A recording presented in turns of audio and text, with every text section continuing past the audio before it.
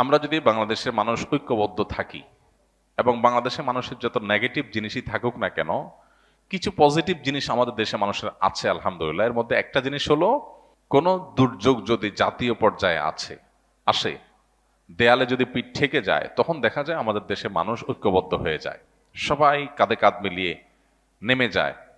এবং আলহামদুলিল্লাহ, এটা আমাদের একটা শক্তির জায়গা। আরেকটা শক্তির জায়গা হলো এদেশের বেশিরভাগ মানুষ মুসলমান। তারা যদি হিন্দুত্ববাদ দ্বারা আক্রান্ত হয়, প্রতিটা মানুষ আল্লাহকে খুশি করবার জন্য তার জীবন দেওয়ার জন্য প্রস্তুত থাকবে ইনশাআল্লাহ।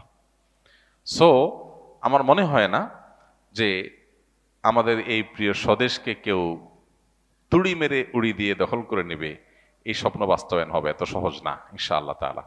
তবে এর জন্য আমাদেরকে ঐক্যবদ্ধ থাকতে হবে এবং সতর্ক থাকতে হবে, সচেতন থাকতে হবে। আমরা অনেকে দেখা যায় আজকাল বলি যে আমরা যুদ্ধ চাই, যুদ্ধ চাই। যুদ্ধ চাওয়া হাদিসে নিষিদ্ধ। আমরা যুদ্ধ চাইবো না।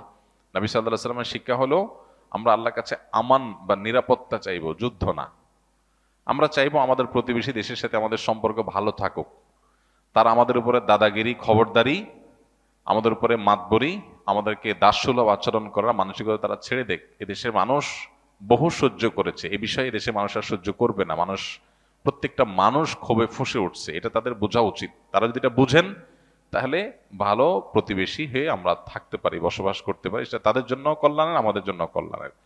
তা না হলে এদেশের মানুষ এই জাতীয় দুর্যোগে কাঁধে কাঁধ মিলিয়ে শুধু মুসলমান নয়, অন্য ধর্মাবলম্বী আমরা আশা করি তাদের উল্লেখযোগ্য সংখ্যক মানুষ এদেশের স্বাধীনতা স্বার্থ রক্ষা করার জন্য কাঁধে কাঁধ মিলিয়ে কাজ করবে ইনশাআল্লাহ তাআলা।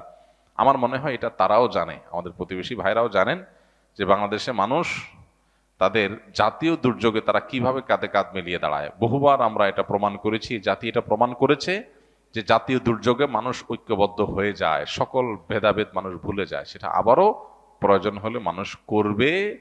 কিন্তু কেউ যদি এক্সপেরিমেন্ট চালাইতে আসে বাংলাদেশি মানুষের উপরে, তো আমার তো মনে হয় যে তাদের নিজেদের অস্তিত্ব নিয়ে টানাটানিতে পড়বে ইনশাআল্লাহ।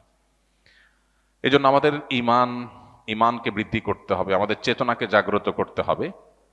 অ্যাজ এ মুসলমান আমাদের মধ্যে এই মানসিকতা থাকতে হবে যে আমরা আল্লাহর জন্য আমাদের জীবনও প্রয়োজনে দিতে আমরা প্রস্তুত। আমাদেরকে যারা কোণঠাসা বানায় রাখে, দাস বানায় রাখে, প্রেসারে রাখে, চাপে রাখে, দখলদারিত্বের মানসিকতা রাখে, খবরদারের মানসিকতা রাখে, ঘৃণা ভরে তাদের এই মাতবরি আমরা প্রত্যাখ্যান করব। আমাদের এই স্বাধীনতার জন্য হুমকির যে সমস্ত পদক্ষেপ তারা নেয়, সেগুলোর বিরুদ্ধে আমরা প্রত্যেকটা মানুষ লড়বো ইনশাআল্লাহ। আমরা যদি সতর্ক থাকি, তাহলে ইনশাআল্লাহ কোনোদিনই তারা সেটা করতে পারবে না ইনশাআল্লাহ।